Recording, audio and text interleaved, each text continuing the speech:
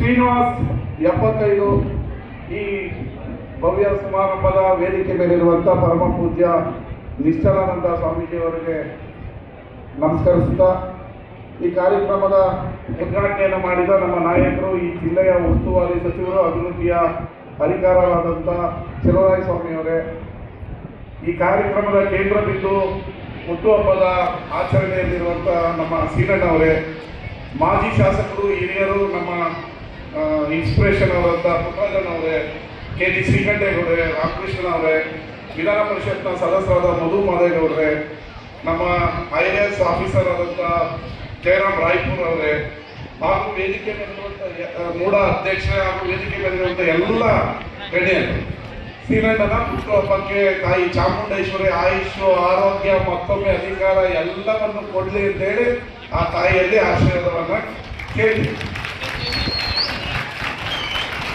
ಶ್ರೀರಂಗ ಮೌನ ಸಾಧಕ, ಆದರೆ ಯಾವಾಗ ಸಿಡಿಬೇಕಾ ಆಗ ಸಿಡಿಯೋದಂತೂ ಗ್ಯಾರಂಟಿ. ಮೌನ ಸಾಧಕ ಮತ್ತು ಸಿಡಿಯೋದ್ರಲ್ಲಿ ಸ್ಟ್ರಾಂಗ್ ಕೂಡ ಅನ್ನೋದನ್ನ ನಿಮಗೆ ಕಾಲಕ್ಕೆ ತೋರಿಸ್ಕೊಟ್ಟಿದ್ದಾರೆ.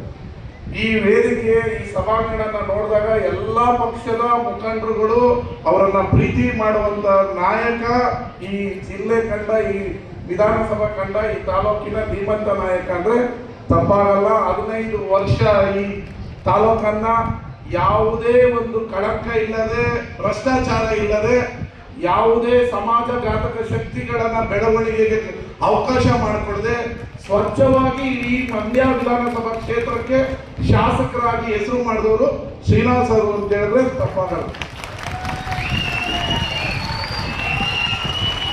ಹಲವು ಶಾಸಕರು ಇಡೀ ಜಿಲ್ಲೆ, ರಾಜ್ಯದಲ್ಲಿ ಆಳಿದ್ದಾರೆ.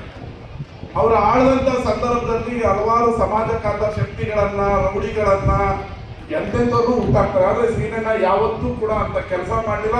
ಮಂಡ್ಯ ಸುಸಂಸ್ಕೃತರ ನಾಡು, ಮಂಡ್ಯ ಜಿಲ್ಲೆ ಸುಸಂಸ್ಕೃತರ ಜಿಲ್ಲೆ. ಈ ಜಿಲ್ಲೆಯಲ್ಲಿ ಒಳ್ಳೆಯವರು ಅಧಿಕಾರ ಮಾಡಬೇಕು, ಯಾವುದೇ ಒಂದು ರೀತಿಯ ಕ್ರೈಮ್ ಆಗಬಾರ್ದು, ಒಂದು ಅಶಾಂತಿ ಆಗಬಾರ್ದು, ಮಹಿಳೆಯರಿಗೆ ತೊಂದರೆ ಆಗಬಾರ್ದು, ಯುವಕರಿಗೆ ತೊಂದರೆ ಆಗಬಾರ್ದು. ಆ ರೀತಿ ಈ ತಾಲೂಕನ್ನ ಕಟ್ಟಿದ್ದಾರೆ. ಅದಕ್ಕೆ ಅವರಿಗೆ ಜೋರಾದ ಚಪ್ಪಾಳೆಯ ಮೂಲಕ ಶ್ರೇಯಸ್ಸನ್ನ ಮಾಡಬೇಕು. ನಾನು 2011ರಲ್ಲಿ ರಾಜಕೀಯದಲ್ಲಿ ಇರಲಿಲ್ಲ, ನಮ್ಮೂರ ಹಬ್ಬಕ್ಕೆ ಬಂದೆ. ಆಗ ಇಲ್ಲಿ ವೇದಿಕೆ ಮೇಲಂತ ಇಬ್ಬರು ಗಣ್ಯರು ನಮ್ಮೂರಿನ ಗೆಸ್ಟ್. ಈಗ ಸ್ವಾಮೀಜಿ ಆಗಿರೋರು ಅವಾಗ ನಾಗಮಂಗಲ ತಾಲೂಕಿನ ತಹಸೀಲ್ದಾರ್, ನಮ್ಮ ಮಾವನಿಗೆ ಫ್ರೆಂಡ್ ಅವರು. ನಮ್ಮೂರು ಹಬ್ಬಕ್ಕೆ ನನ್ನೂ ಕರೆದ್ರು, ಶ್ರೀನಣ್ಣನೂ ಕರೆದಿದ್ರು. ಅಕ್ಕಪಕ್ಕ ಕೂತಿದ್ರು. ನಾನು ಯಾವತ್ತೇ ಶ್ರೀನಣ್ಣನ ಶಾಸಕರು ಅಂತ ನೋಡಿದೆ. ನಾನು MLA ಆಗಬೇಕು, ಇಲ್ಲಿ ರಾಜಕೀಯ ಮಾಡಬೇಕು ಅಂತ ಯಾವತ್ತೂ ಅನ್ಕೊಂಡಿಲ್ಲ. 2010ರಲ್ಲಿ ಶ್ರೀನಣ್ಣ ನಮ್ಮ ಮನೆಗೆ ಬಂದಿದ್ರು, ಕಜ್ಜಾಯ ತಿಂದ್ರು. ನಮ್ಮ ಸ್ವಾಮೀಜಿನೂ ಬಂದರು, ಕಜ್ಜಾಯ ತಿಂದ್ರು ಹೋದ್ರು. 2ನೇ ವರ್ಷದಲ್ಲಿ ಆಟ ಬದಲಾಯಿತು. ರಾಜಕೀಯಕ್ಕೆ ಬಂದೆ. 11 ವರ್ಷ ನಾನು ಅವರು ಎದುರು ಪಾರ್ಟಿಯಲ್ಲಿ ರಾಜಕೀಯ ಮಾಡ್ತಿದ್ದೀವಿ, ವೇದಿಕೆ ಮೇಲೆ ಇರ್ತಿದ್ವಿ. ನನಗೆ ಇನ್ನೂ ಹೆಂಗ್ ಬಿಡಟ್ಟು, ಅವ್ರ ಜಾಗದಲ್ಲಿ ಬೇರೆಯವ್ರು ಇದ್ದಿದ್ರೆ ಹೆಂಗ್ ಪ್ರತಿಕ್ರಿಯೆ ಮಾಡ್ತಿದ್ರೆ ಗೊತ್ತಿಲ್ಲ. ನಾನು ಭಾಷಣ ಮಾಡ್ಬೇಕಾದ್ರೆ ಸ್ವಲ್ಪ ಹೆಂಗ್ ಬ್ಲಡ್ ಈ ತಾಲೂಕನ್ನ ಬದಲಾವಣೆ ಮಾಡಬೇಕು ಅಂತ ಇವ್ರು ಪಕ್ಕ ಕೂತ್ಕೊಳ್ಳೋ ಕೈಯಲ್ಲಿ ಬದಲಾವಣೆ ಆಗ್ಬೇಕಾ ಅನ್ನೋ ಪಾಪ. ಅಷ್ಟು ಸ್ಮೂತ್ ಆಗಿ, ಅಂದ್ರೆ ರಾಜಕೀಯವಾಗಿ ನಾವು ವಿರೋಧಿಗಳು ಏನೇ ಟೆಂಪ್ಟ್ ಮಾಡಿದ್ರು, ಅವ್ರ ವೇದಿಕೆ ಟೆಂಪ್ಟ್ ಮಾಡಿದ್ರು ಮಾತಾಡ್ತಿರ್ಲಿಲ್ಲ. ಅದಕ್ಕೆ ನಾನೀಗ ಬಹಿರಂಗವಾಗಿ ಕ್ಷಮೆ ಕೇಳ್ತೀನಿ. ಅವಾಗ ನಮಗೆ ಉದ್ವೇಗ, ಈ ತಾಲೂಕನ್ನ MLA ಆಗಬೇಕು ಅಂತ. ಸೀನಣ್ಣ ಪಕ್ಕದಲ್ಲಿರೋರು ಯಾರು ಭಾಷಣ ಕೊಟ್ರೆ ಈ ತಾಲೂಕನ್ನ ಬದಲಾವಣೆ ಮಾಡಬೇಕು, ನಾಯಕತ್ವ ಬದಲಾವಣೆ ಮಾಡಬೇಕು ಅಂತ ನಾನು ಭಾಷಣ ಮಾಡಿದ್ದೀನಿ. ಆಗ ಅವರು ಪಾಪ ಏನು ಮಾತಾಡಲಿಲ್ಲ. 5 ನಿಮಿಷ ನನಗೆ ಬದಲಾವಣೆ ಆಗ್ಬೇಕಾ, ಇಷ್ಟೇ ಕೇಳ್ತಾ ಇದ್ವಿ. ಅವಾಗ ನಮಗೆ ಈಗ ನೋಡಿದಾಗ ನಮಗೆ ನಾವು ಏನು ತಪ್ಪು ಮಾಡಿದ್ವಿ ಅಂತ ಅನಿಸುತ್ತೆ. ಹಾಗೆ ನನ್ನ ಕ್ಷೇತ್ರದಲ್ಲಿ ಹಲವಾರು ನಾಯಕರನ್ನ ಹುಟ್ಟಾಕಿದಂಥ ಕಾರ್ಖಾನೆ ಇವತ್ತು ನಾನು ಅಬ್ಸರ್ವ್ ಮಾಡ್ತಾ ಇದ್ದೆ. ಇವರಿಂದ ತಿಂದು ಉಂಡು ಅಧಿಕಾರ ಮಾಡಿದವರು ಅವ್ರ ವಿರುದ್ಧನೇ ದೊಡ್ಡ ಕಟೌಟ್ ಹಾಕಿದ್ದಾರೆ. ನನ್ನ ಮಗನ ಥರ ಬೆಳೆಸ್ತೀನಿ ಎಂದವರೆಲ್ಲ ಇವ್ರ ವಿರುದ್ಧನೇ ಕಟೌಟ್ ಹಾಕೊಂಡು ನಿಂತಿದ್ದಾರೆ. ಬರ್ಬೋದು ಎಲ್ಲ. ಈಗ ಶ್ರೀನಣ್ಣ ಪಕ್ಷಾತೀತ ನಾಯಕ, ರಾಜಕಾರಣದಲ್ಲಿಲ್ಲ. ಅವರಿಗೆ ಒಂದು ಗೌರವವನ್ನು ಕೊಡಬಹುದಾಗಿತ್ತು. ಅದು ಯಾಕೆ ಹೇಳ್ತೀನಿ ಅಂದರೆ, ನನ್ನ ಕ್ಷೇತ್ರದ ನೋಡ ಇವ್ರು ನನ್ನ ಮಗ, ಇವ್ರು ಬೆಳಿಲೇಬೇಕು ಅಂತ ಅನ್ನೋದು ಅವ್ರ ವಿರುದ್ಧ ಕಟೌಟ್ ಹಾಕೊಂಡು ನಿಂತಿದ್ದಾರೆ. ಏನು ಸಹಾಯ ತಂದರೂ ಆರಾಮಾಗಿ ಎಲ್ಲರೂ ಶ್ರೀನಣ್ಣನ ಮಿಸ್ ಮಾಡ್ತಾರೆ. ಇದು ರಾಜಕಾರಣದ ನೀತಿ ಪಾಠ. ರಾಜಕಾರಣದಲ್ಲಿ ನಾವು ಏನು ಒಳ್ಳೆಯದನ್ನು ಮಾಡ್ತೀವಿ, ಏನು ಗಳಿಸ್ತೀವಿ, ಅದು ಮಾತ್ರ ನಮ್ಮನ್ನ ಫಾಲೋ ಮಾಡುತ್ತೆ. ನಾವು ಕೆಟ್ಟ ಹುಳಗಳನ್ನು ಬೆಳೆಸಿದ್ರೆ, ಕೆಟ್ಟ ಹುಳಗಳನ್ನು ಮಾಡಿದ್ರೆ ನಾವೇ ನಮ್ಮ ಕಣ್ಣು ಮುಂದೆ ನೋಡಬೇಕಾಗುತ್ತೆ. ಅದಕ್ಕೆ ಈ ರಾಜಕಾರಣದಲ್ಲಿ ನಾವು ಒಳ್ಳೆತನವನ್ನ ಎಷ್ಟು ಮಾಡ್ತೀವೋ ನಾವು ಆಯ್ಕೆ ಮಾಡುವಂಥದ್ದು. ಈಗ ರಾಜಕಾರಣದಲ್ಲಿ ಸೀನಣ್ಣ ಇಲ್ಲ, ಆದರೆ ಅವ್ರಿಗೆ ಶುಭ ಕೋರೋದಕ್ಕೆ ಏನು ಬಾಡಿಗೆ ಕೊಡೋಂಗಿಲ್ಲ, ದುಡ್ಡು ಕೊಡೋಂಗಿಲ್ಲ, ಕಾಸು ಕೊಡೋಂಗಿಲ್ಲ.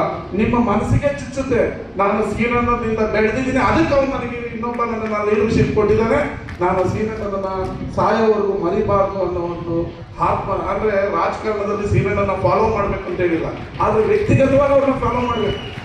ಎಲ್ಲರೂ ಸೀನಣ್ಣ ಎಲ್ಲೋದ್ರೂ ಅಲ್ಲಿ ಬರ್ಬೇಕು ಅಂತಿಲ್ಲ, ಆದ್ರೆ ವ್ಯಕ್ತಿಗತವಾಗಿ ಸೀನಣ್ಣನ ನಾವು ಫಾಲೋ ಮಾಡಬೇಕು, ಅವ್ರಿಗೆ ಗೌರವ ಕೊಡಬೇಕು. ಸೀನಣ್ಣ ತನ್ನ ಫಾಲೋವರ್ನ ಕಟ್ಟೆ ಕಡೆಯ ವ್ಯಕ್ತಿಗೂ ನ್ಯಾಯ ಕೊಡಿಸೋವರೆಗೂ ಅವರ ನಾಯಕತ್ವದ ವಿರುದ್ಧವನ್ನೇ ಹೋರಾಟ ಮಾಡ್ಕೊಂಬಂದಂತ ಧೀಮಂತ ನಾಯಕ ಅಂದ್ರೆ ತಪ್ಪಾಗೋದಿಲ್ಲ. ಅವರು ಯಾವುದೇ ಮುಲಾಜ್ ಇಲ್ಲ, ತನಗೆ ಅನ್ಯಾಯ ಆಗುತ್ತೆ ಅಂದಾಗ ಹೇಳಿದ್ದಾರೆ, ಸಿಟ್ಟಿದ್ದಾರೆ, ಆ ನಾಯಕತ್ವಕ್ಕೂ ಕೂಡ ಸವಾಲು ಹೊಟ್ಟಿದ್ದಾರೆ.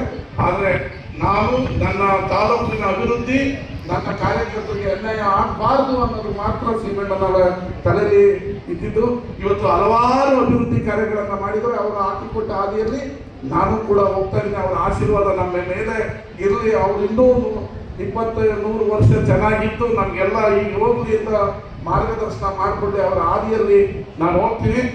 ಅವರ ಹುಟ್ಟುಹಬ್ಬದ ಸವಿ ನೆನಪಿಗಾಗಿ ಅನ್ಕೆರೆ ಗೇಟಿಂದ ಶಿವಾರವರೆಗಿನ ಮುಖ್ಯ ರಸ್ತೆಗೆ ಎಂ ಶ್ರೀನಿವಾಸ್ ರಸ್ತೆ ಅಂತೇಳಿ ನಾಮಕರಣ ಮಾಡ್ತೀನಿ ಅಂತೇಳಿ ಈ ಸಭೆಯಲ್ಲಿ ಘೋಷಣೆಯನ್ನು ಮಾಡಿ ಅದಕ್ಕೆ ಯಾರಂತ ಎಲ್ಲ ಕಾನೂನಿನ ಇದರಲ್ಲೂ ಅನ್ಕೆರೆ ಗೇಟಿಂದ ಶಿವಾರ ಗುಡ್ಡದವರೆಗಿನ ರಸ್ತೆಗೆ ಎಂ ಶ್ರೀನಿವಾಸ್ ಅವರ ಶಾಶ್ವತವನ್ನು ಉಳಿಲಿ, ಅವರ ಕಾರ್ಯಗಳು ಇನ್ನಷ್ಟು ಉಳಿಲಿ ಅಂತೇಳಿ ನನ್ನ ಮಾತನ್ನು ಮುಗಿಸ್ತೀನಿ. ಧನ್ಯವಾದಗಳು, ನಮಸ್ಕಾರ.